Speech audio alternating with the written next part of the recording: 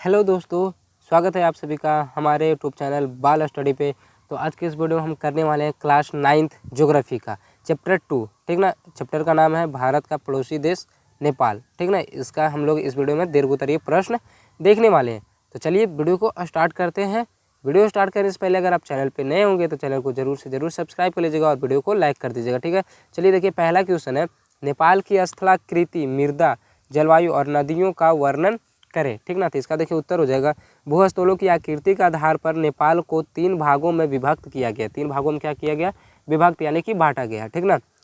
पहला है दक्षिण का तराई क्षेत्र। ठीक ना। दूसरा भाग है मध्यवर्ती पहाड़ी प्रदेश। तीसरा है हिमालय प्रदेश। 3 भागों में बांटा गया जो है। ठीक ना। अब देखिए मृदा के बारे में पूछ रहा था। देखिए यहाँ पे नेपाल की मृदा, ठीक ना, फिर उसके बाद जलवायु, फिर नदियाँ, ये सभी के एक एक करके देखते हैं। तो पहले देखिए मृदा। मृदा जानते हैं नेपाल की मृदा कैसी है? तो नेपाल की स्थलाकृति का उसकी मृदा अथवा भूमि संसाधन पर विशेष पड़ता है।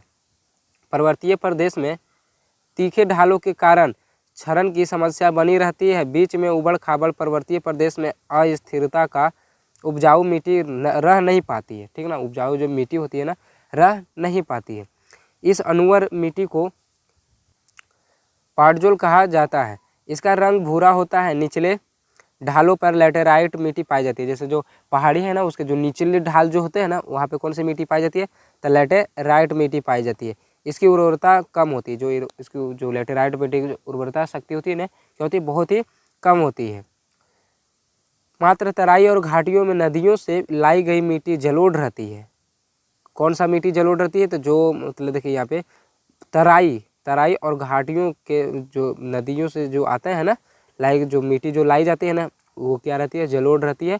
और जो जलोढ़ मिट्टी है ना, उसकी उर्वरता शक्ति बहुत ही अच्छा रहती है। ठीक ना। उसमें जो भी अगर हम बीज बोते हैं वो अच्छा उपज देते हैं। इसकी उर्वरता अच्छी होने के कारण कृषि कार्य इन भागों का प्रमुख आर्थिक क्रियाकलाप है। इसका जो अभी बताया ना आप लोग को, इसका उर्वरता शक्ति क्या होता है? बहुत ही अच्छा होता है, जिसके कारण ये कृषि के लिए अच्छी मानी जाती है। अब देखिए जलवायु देखते हैं। तो नेपाल की जलवायु देखिए कितने प्रकार की है? तो नेपाल में 4 स्पष्ट ऋतुएं हैं। ठीक ना। कौन कौन है? तो शीत ऋतु, बसंत ऋतु, और देखिए है ग्रीष्म ऋतु और शरद ऋतु। तो ये देखिए पहले देखिए कि ये जो है शीत ऋतु। ठीक ना। तो शीत ऋतु कौन कौन सा महीने में रहते हैं? तो दिसंबर से फरवरी तक। बसंत ऋतु तो मार्च से मई तक। ठीक है। अब देखिए यहाँ पे ग्रीष्म ऋतु जून से अगस्त तक। ठीक है ना। इसमें क्या होती है? वर्षा होती है। अब शरद ऋतु है सितंबर से नवंबर तक। इस समय आसमान खुला रहता है और ठंडक थोड़ा थोड़ा पड़ती है। ठीक ना। अब देख लेते हैं काठमांडू में कैसा होता है जलवायु। ठीक ना। पानी कितना पड़ता है, कितना सेमी पड़ता है, तो ये देख लेते हैं। काठमांडू घाटी में वार्षिक वर्षा, ठीक ना, 130 सेमी होती है। ठीक ना। 130 सेमी होती है। कहाँ? काठमांडू घाटी में। तराई में 200 सेमी होता है। तराई में कितना होता है? 200 सेमी होता है। पूर्वी भाग में 500 सेमी होता है। पूर्वी भाग में कितना होता है? 500 सेमी। और पश्चिमी भाग में 25 सेमी होता है। यानी पश्चिमी भाग में बहुत ही कम वर्षा होती है नेपाल में। ठीक ना। अब देख लेते हैं नदियाँ, कौन कौन सी वहाँ नदियाँ हैं। नेपाल में अनेक छोटी नदियाँ हैं, परंतु कोसी, गंडक और घाघरा प्रमुख है। सबसे लंबी नदी कर्णाली है, जो भारत में प्रवेश करने पर घाघरा में मिल जाती है। नेपाल की राजधानी काठमांडू भी बागमती नदी के तट पर अवस्थित है। ठीक ना। ये जो नेपाल की जो काठमांडू है ना, राजधानी है ना, ठीक ना, ये कहाँ पे, किस नदी के किनारे अवस्थित है, यानी कि स्थित है? तो बागमती नदी के किनारे। ठीक ना। अब देखिए यहाँ पे थोड़ा सा आप लोग के लिए कुछ लेके आए हैं। यहाँ पे देखिए ये समझ रहे हैं क्या चीज़ है?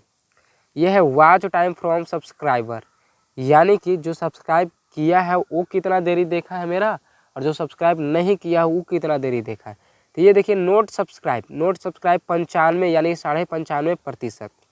ठीक ना। ऐसे व्यक्ति हैं 95.5% जो कि मेरे वीडियो को देखते हैं लेकिन सब्सक्राइब नहीं किए, और मात्र 4.5% है जो कि देखते हैं वीडियो को और चैनल को सब्सक्राइबर भी किए हैं। तो और 95% काहे नहीं करते हैं आप लोग? अगर सब्सक्राइब कर दीजिएगा, अगर मेरा लाइव बन जाएगा तो आप लोग को कोई दिक्कत है? बोलिए ना। आप लोगों को कोई दिक्कत नहीं है। अरे ऐसे भी आप लोग को देखिए, अगर पैसा लगता कि एक सब्सक्राइब पे 100 रुपया लग रहा है तब हम सब्सक्राइब कर सकते हैं, तब फिर कहाँ से करते? तब तो और कोई नहीं करता। यहाँ पे फ्री में है, एक पैसा भी नहीं लग रहा है, फिर भी नहीं कर रहे हैं। तो सोचिए, आप ही लोग सोचिए, छोड़िए, हटाइए, करना है आपको तो करिए और नहीं करना है तो ना करिए, कोई दिक्कत नहीं है। मेरा जो काम है वो हम करेंगे। चलिए अब दूसरा नंबर क्वेश्चन देखिए। दूसरा नंबर क्वेश्चन है, नेपाल के औद्योगिक विकास की स्थिति पर प्रकाश डाले। ठीक ना, तो इसका देखिए उत्तर हो जाएगा, नेपाल के औद्योगिक विकास में भारत की भूमिका महत्वपूर्ण है।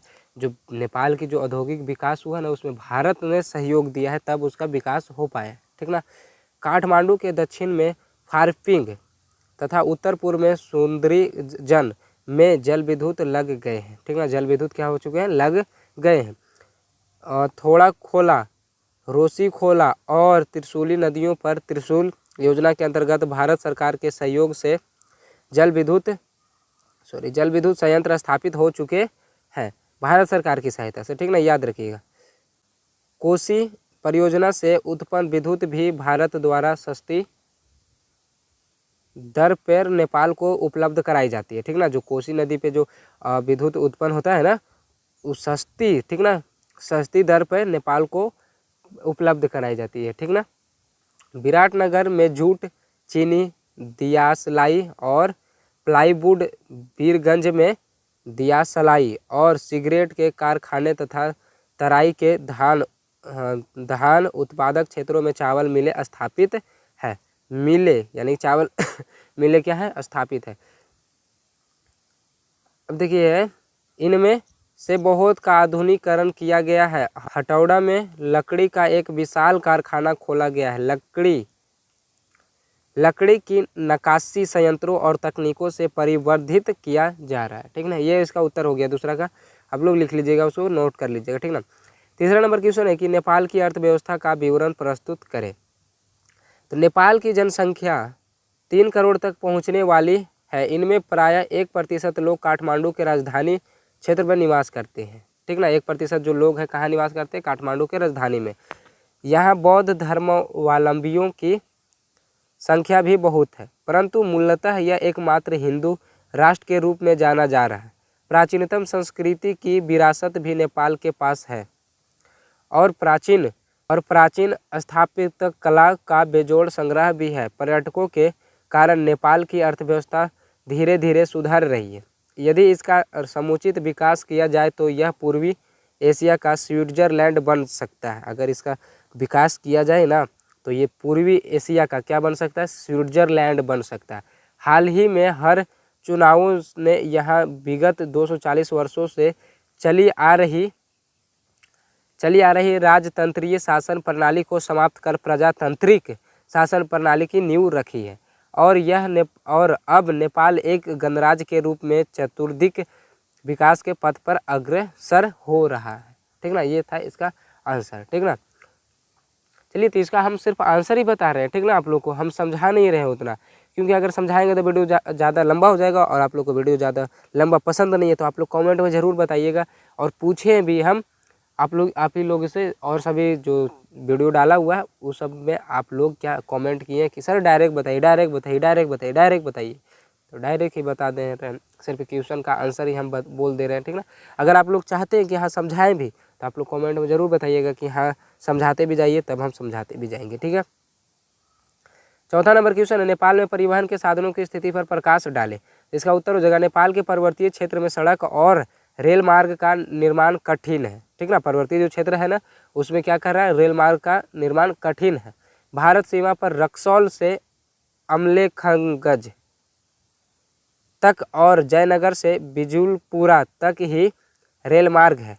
रक्सौल से काठमांडू तक त्रिभुवन राजपथ भारत के सहयोग से बनाया गया है। ठीक है, भारत के सहयोग से क्या किया गया, बनाया गया, क्या चीज़, तो त्रिभुवन राजपथ। ठीक ना, एक और राजमार्ग सिद्धार्थ भी भारत द्वारा बनाया गया है। सिद्धार्थ जो है ना राजमार्ग, किसके द्वारा बनाया गया, तो भारत के द्वारा बनाया गया है। चीन के सहयोग से तिब्बत तक जाने के लिए कोडारी काठमांडू सड़क बनाई गई है। चीन के सहयोग से तिब्बत तक जाने के लिए क्या बनाया गया, तो कोडारी काठमांडू सड़क बनाई गई है। भारत पूर्व सोवियत संघ, ब्रिटेन और अमेरिका के सहयोग से महेंद्र राजपथ नाम से तराई क्षेत्र में सड़कें बनी हैं। पूर्वी पश्चिम राजमार्ग भी प्रगति पे है। 1950 देखिए यहाँ पे 1950 से नेपाल में वायुसेना प्रारंभ हुई। 1950 से वायुसेना क्या हुई, प्रारंभ हुई। तराई क्षेत्र में सिमरा, विराटनगर, भैरवा, नेपालगंज तथा पहाड़ी क्षेत्र में काठमांडू, पोखरा, डाग और नारायणगढ़ में हवाई अड्डे बने हैं। ठीक ना, तो ये था इसका आंसर। आप लोग इसका आंसर भी देख लिए, चौथा का भी। तो आशा करते हैं आपको वीडियो अच्छा लगा होगा। वीडियो अच्छा लगा होगा तो जरूर से जरूर चैनल को सब्सक्राइब जरूर कर लीजिएगा और वीडियो को लाइक कर दीजिएगा। ठीक है, तो मिलते हैं अगले वीडियो में, तब तक के लिए जय हिंद जय भारत। और आप लोग कमेंट में ज़रूर बताइएगा कि डिटेल में बताएं या ऐसे ही क्वेश्चन का आंसर सिर्फ दे दें।